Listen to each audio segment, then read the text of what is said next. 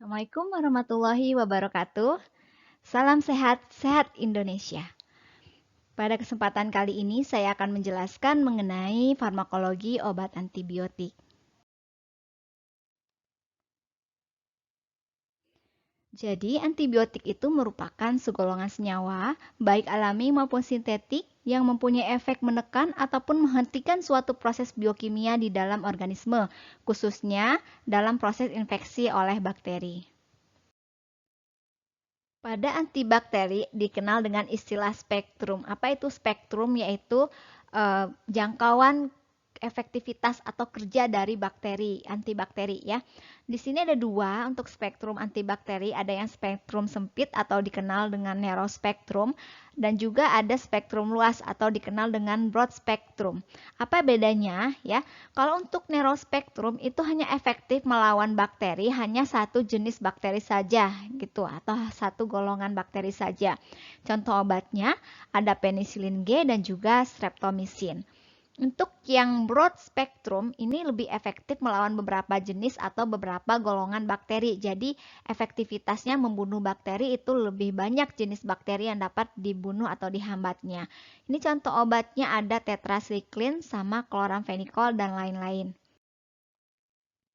Berdasarkan aktivitas antibiotik, antibiotik dibagi menjadi dua golongan, yaitu yang pertama ada bakterisid dan yang kedua bakteriostatik. Bakterisid dikatakan bakterisid jika antibiotik dapat membunuh pertumbuhan bakterinya, ya. Di sini yang dibunuh adalah pertumbuhan bakterinya. Contoh obatnya penisilin, cefalosporin, aminoglikosida, cotrimoxazole, rifampicin, dan isoniazid. Kalau bakteriostatik ini kerjanya hanya menghambat pertumbuhan bakteri. Jelas ya bedanya, bakterisid itu membunuh pertumbuhan bakteri, kalau bakteriostatik menghambat pertumbuhan bakteri.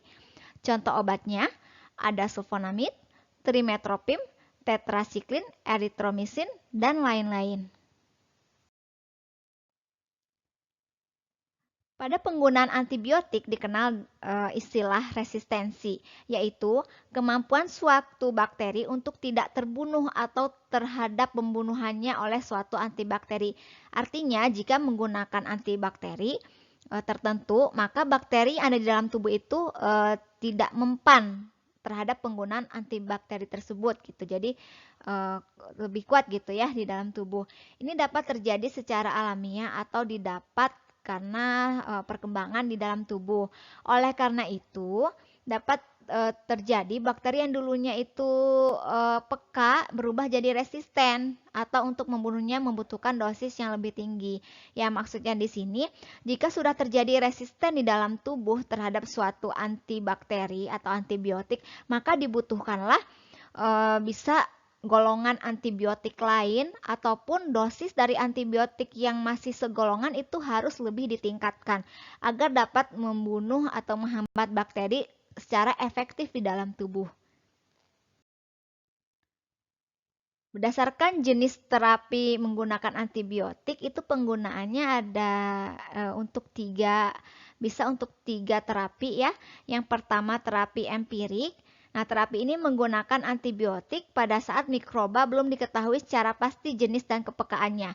Jadi jika seorang pasien mengalami penyakit kemudian diberi antibiotik namun belum diketahui bakteri apa sih yang menjadi penyebab suatu penyakit di dalam tubuh.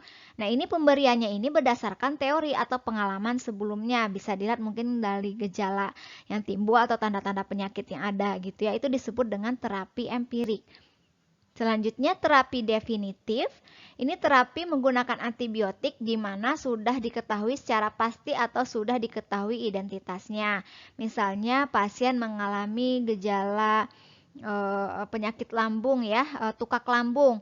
Ternyata sudah diketahui nih tukak lambungnya disebabkan oleh infeksi bakteri H. pylori, kan sudah jelas ya bakterinya H. pylori. Kemudian diberilah antibiotik. Nah, ini disebut terapi definitif karena bakterinya sudah diketahui identitasnya. Yang ketiga, terapi propilaksis. Nah, terapi ini menggunakan antibiotik di mana tujuan penggunaan antibiotik ini untuk mencegah infeksi mikroorganisme tertentu. Jadi sebelumnya belum terjadi infeksi di dalam tubuh seseorang, tapi tetap diberikan antibiotik, yaitu untuk tujuannya adalah untuk mencegah infeksi mikroorganisme tertentu. Ini disebut dengan terapi profilaksis.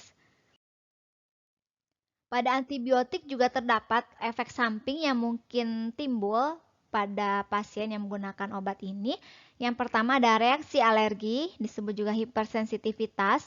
Yang kedua reaksi idiosinkrasi, ini merupakan faktor genetik. Sering terjadi 10% pada pria kulit hitam, yaitu anemia hemolitik oleh primaquine contohnya, atau defisiensi G6PD gitu. Dapat juga timbul reaksi toksik atau racun ya, sifatnya racun ini sifatnya non-selektif antibiotik. Contohnya ada aminoglikosida, itu bisa menyebabkan gangguan pada saraf pendengaran atau N auditorius, kemudian tetrasiklin, gangguan pada tulang dan gigi ya, pertumbuhan pada tulang dan gigi. Nah, ini ada sedikit penjelasan mengenai idiosinkrasi, yaitu efek yang merugikan tetapi tidak ada kaitannya dengan respon imun ya. Gitu. Jadi ini merupakan faktor genetik kalau idiosinkrasi. Antibiotik itu dapat juga diberikan secara kombinasi ya, tidak dalam bentuk tunggal. Nah, ini ada beberapa tujuan yang ingin dicapai jika seorang pasien mendapatkan terapi kombinasi. Yang pertama yaitu untuk mendapatkan efek yang sinergis. Jadi, sinergis di sini maksudnya efek obat yang satu dapat mendukung, mengoptimalkan efek dari obat yang lainnya. Itu disebut dengan efek sinergis. Jadi efektivitasnya semakin optimal atau meningkat gitu ya. Ini contoh obatnya adalah sulfamethoxazole yang dikombinasikan dengan trimetoprim. Yang kedua, untuk mengurangi terjadinya resistensi. Contohnya pada pengobatan TBC ya. TBC itu kan dikenal menggunakan antibiotik yang cukup banyak ya, lebih dari 2 tentunya. Nah, ini kenapa digunakan kombinasi obat yang begitu banyak untuk terapi TBC, yaitu tujuannya untuk mengurangi terjadinya resistensi karena penggunanya juga kan cukup lama ya, sampai 6 bulan gitu. Yang ketiga, pada infeksi berat yang belum diketahui penyebabnya. Jika seorang pasien mengalami infeksi yang berat, itu kan tentunya harus cepat dilaksanakan, diberikan terapi. Nah, diberikanlah terapi secara kombinasi, ini tujuannya agar spektrumnya itu lebih luas sehingga dapat membunuh atau menghambat infeksi bakteri yang ada dalam tubuh. Kemudian pada infeksi polimikrobial ini juga sering digunakan terapi kombinasi, artinya bakteri yang menjadi penyebab penyakit pada seorang pasien itu banyak gitu ya, golongannya atau jenisnya gitu. Jadi dibutuhkanlah terapi obat secara kombinasi. Ini golongan antibiotik berdasarkan mekanisme kerjanya itu digolongkan menjadi 3. Ada yang kerjanya menghambat sintesa dinding sel. Contoh obatnya golongan beta-laktam dan polipeptida. Yang kedua, penghambat sintesis protein, yaitu golongan aminoglikosida, kloramfenikol, tetrasiklin, eritromisin, dan klindamisin. Yang ketiga, antagonis PABA, para aminobenzoic acid, contohnya golongan sulfonamid. Dan ada obat lainnya yaitu quinolone, nitromidazole, dan trimetoprim. Baiklah, kita bahas dulu mengenai penghambat sintesa dinding sel. Jadi, pada bakteri itu terdapat dinding sel, di mana dinding sel ini berfungsi untuk melindungi sitoplasma, kemudian memelihara bentuk dari sel bakteri tersebut, sehingga dinding sel ini dapat mencegah dari lisis karena adanya tekanan osmosis di dalam tubuh gitu. Nah, jika dinding sel pada bakteri ini rusak, maka tidak akan terbentuklah sel. Karena selnya itu akan lisis, akan rusak ya, atau tidak terjadi pembelahan sel. Sehingga kan pertumbuhan bakterinya itu dapat dihambat gitu ya, dapat membunuh dari bakteri tersebut. Nah, antibiotik yang bekerja dengan cara menghambat sintesa dinding sel ini tadi sudah disebutkan, ada golongan penisilin, yaitu golongan beta-laktam, ada cefalosporin, dan ada polipeptida ya. Ini adalah antibiotik yang memiliki mekanisme kerja menghambat pertumbuhan dinding sel. Kita bahas dulu mengenai beta-laktam. Tadi mekanisme kerjanya sudah dijelaskan, yaitu menghambat sintesa dinding sel bakteri. Kenapa disebut golongan beta-laktam? Karena jika dilihat dari struktur kimia dari obat ini, maka struktur kimianya itu mengandung gugus beta-laktam ya, di mana beta-laktam ini merupakan yang menyebabkan suatu obat beta-laktam ini efektif terhadap suatu bakteri. Nah, ada kalanya cincin beta-laktam ini dapat rusak atau terbuka, sehingga kalau sudah rusak itu aktivitasnya akan hilang ya. Nah, ini yang disebut dengan salah satunya bisa terjadi resistensi ya. Ini yang menyebabkannya di dalam tubuh kalau untuk yang beta-laktam. Kenapa bisa rusak? Karena adanya beta-laktamase, yaitu enzim yang dapat merusak cincin beta-laktam. Ya, ini dihasilkan di dalam tubuh gitu. Ini adalah cara untuk mencegah kerusakan dari cincin beta-laktam, yaitu dilakukan dengan menambahkan suatu zat penghambat beta-laktamase. Tadi ingat ya, beta-laktamase itu adalah enzim yang dapat merusak cincin beta-laktam pada obat golongan beta-laktam, yaitu dengan memodifikasi struktur kimianya sehingga tidak dirusak oleh enzim atau penambahan suatu zat. Salah satu contohnya adalah penambahan asam clavulanat atau sulbactam, di mana penghambat enzim beta-laktamase atau penisilinase atau cefalosporinase yang diberikan bersama penisilin untuk meningkatkan efektivitasnya. Mungkin pernah dengar ya di apotik ada obat amoxiclav ya, itu merupakan antibiotik golongan beta-laktam yang terdiri dari amoxicillin ditambah asam clavulanat. Ya, sekarang sudah paham ya kenapa ada antibiotik beta-laktam yang ditambahkan asam clavulanat, yaitu untuk mencegah terjadinya resistensi oleh enzim beta-laktamase. Ini contoh obat golongan penisilin, ada tipe-tipenya dan ini spektrum dan sifatnya. Saya jelaskan satu saja di sini, contohnya yang alamiah ya, ada penisilin G dan penisilin V, di mana spektrum dan sifatnya ini spektrumnya itu narrow spektrum, artinya tadi spektrumnya itu sempit, jadi hanya satu golongan antibiotik saja yang bisa dihambat oleh obat golongan ini, oleh alamiah penisilin ya, yaitu gram negatif. Tapi ini dapat dirusak oleh penisilinase, tadi enzim yang ada di dalam tubuh yang dapat menyebabkan kerusakan cincin beta-laktam. Gitu ya cara melihat tabel ini dan selanjutnya. Yang kedua, golongan cefalosporin, tadi golongan beta-laktam. Nah, ini kelebihan dari penisilin adalah intensitas efeknya itu lebih baik. Spektrumnya lebih luas dibanding golongan penisilin tadi. Relatif tidak menimbulkan alergi atau hipersensitif dan lebih tahan terhadap asam lambung. Nah, cefalosporin ini telah dikembangkan hingga 4, bahkan pada sekarang itu ada 5 generasi. Jadi ada 5 generasi penisilin pada sekarang, pada saat ini gitu ya. Generasi ketiga dan beberapa generasi 2 itu dapat menembus sawar darah otak, sawar otak ya. Ini bermanfaat untuk terapi meningitis karena dapat menembus sawar darah otak. Generasi keempatnya sangat bermanfaat ya untuk infeksi di rumah sakit yang sudah mulai resisten. Jika sudah resisten menggunakan antibiotik golongan penisilin, kemudian golongan cefalosporin generasi 1 dan berikutnya, maka dapat dipilih generasi 4 ini gitu untuk mengobati penyakit yang disebabkan oleh antibiotik yang sudah mulai resisten. Ini contoh obatnya berdasarkan generasinya ya. Di sini saya menunjukkan ada 4 generasi di sini. Nah, bisa dilihat ya. Nah, di sini untuk spektrumnya, untuk generasi pertama contohnya cefalozolin, cefalexin, cefadroxil. Ini spektrumnya sama dengan penisilin tapi sensitif terhadap penisilinase. Dan selanjutnya ya bisa dilihat. Ada obat golongan beta-laktam lainnya yaitu monobactam dan carbapenem. Contoh obatnya monobatam ada aztreonam dan carbapenem ada erapenem, imipenem, meropenem. Yang kedua ada polipeptida, ini contoh obatnya ada vancomycin dan bacitracin.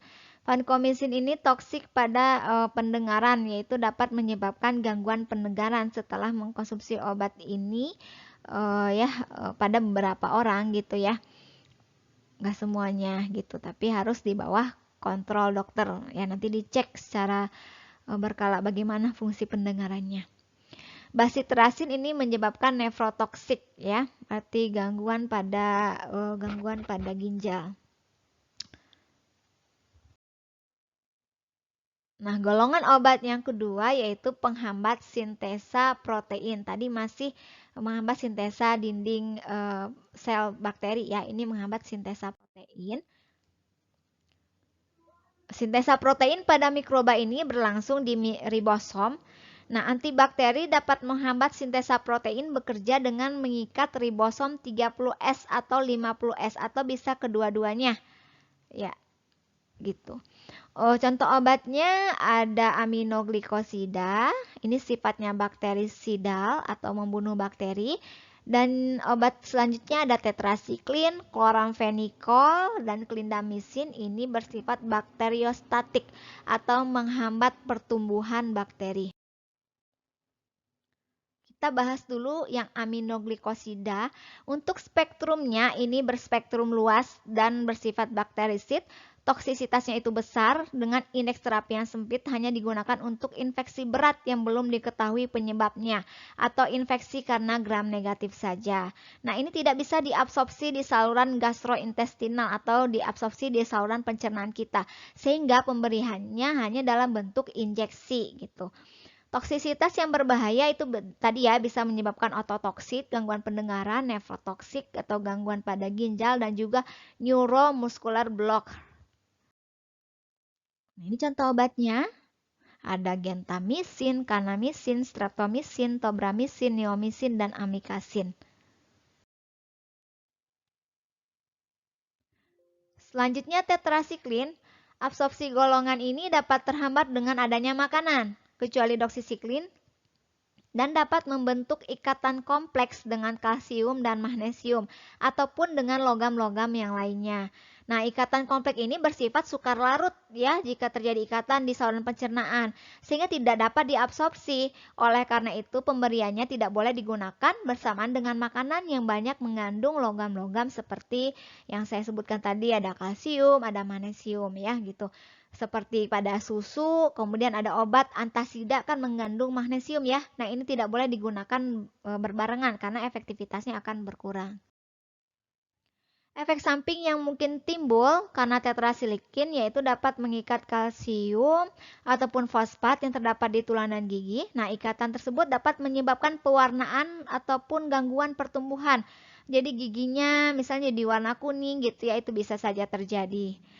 Nah, dengan alasan itu, tetrasiklin ini dikontraindisikan pada bayi, anak-anak, ataupun wanita hamil. Takutnya nanti karena efek samping gangguan pertumbuhannya akan menghambat pertumbuhan dari anak-anak gitu.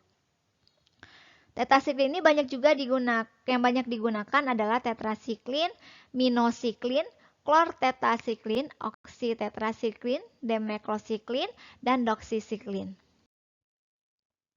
Ketiga, makrolida ini mudah diabsorpsi dengan pemberian oral, tetapi penyerapannya itu dipengaruhi oleh makanan. Kalau ekskresinya melalui empedu dan feses.